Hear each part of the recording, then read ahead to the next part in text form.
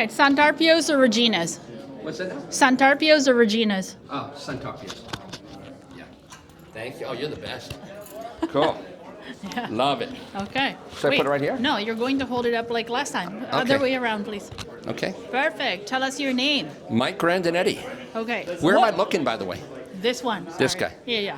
I keep forgetting to ask you, how would you like me to add your title? Serial entrepreneur and like an HBS fellow? Or I think serial entrepreneur, executive fellow at HBS is more than enough. Okay, perfect. All right, cool. So I have some, I didn't even tell you in advance what I'm going to ask you, but I think you're prepared. I would like to think I'm always prepared, yeah. Yeah. All right. Is SaaS dead? That's my question.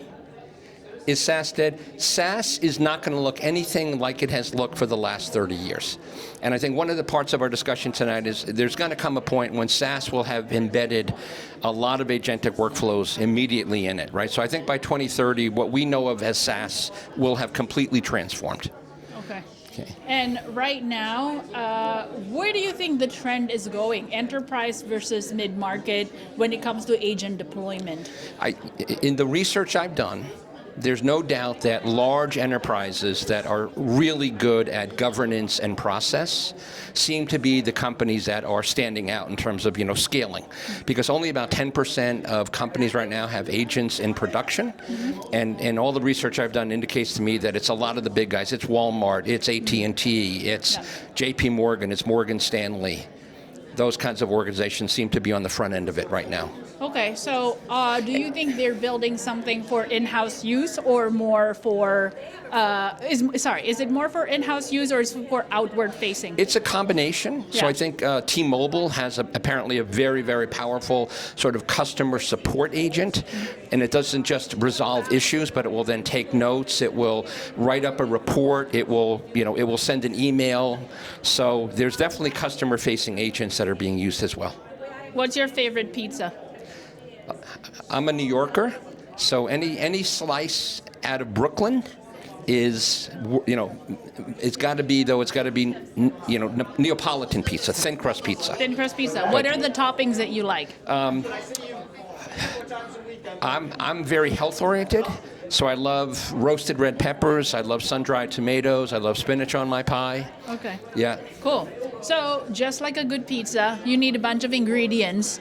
It's good dough, great sauce, cheese, and whatever toppings. Name 3 things that are important when companies are building or deploying AI agents so that it would be like a good use cases. All right. Well, in terms of the ingredients, you cannot do this without world-class governance, okay?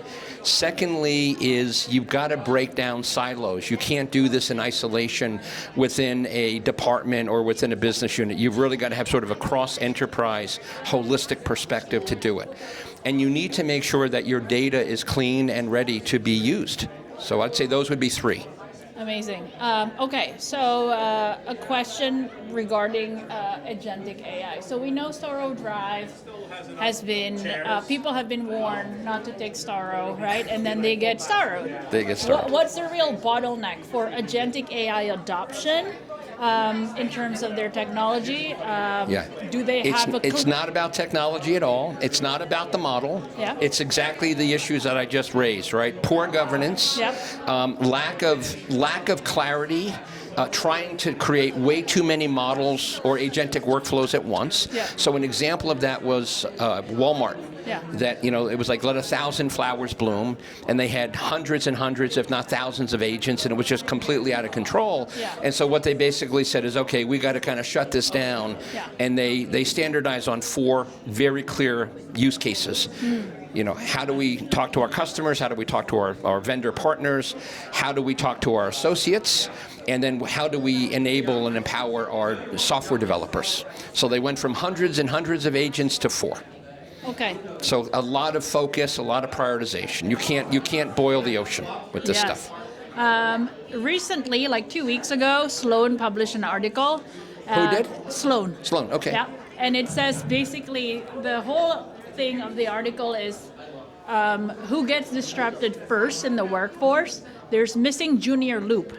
Yeah. So where do you think everything is with the amount of agents that are being deployed right now? Junior knowledge workers or middle management that are getting disrupted first? I really think it depends on the company and the industry. I mean, we all know, we've seen, whether it be public accounting, whether we've seen, strategy consulting, there's a lot of entry-level jobs that have completely disappeared.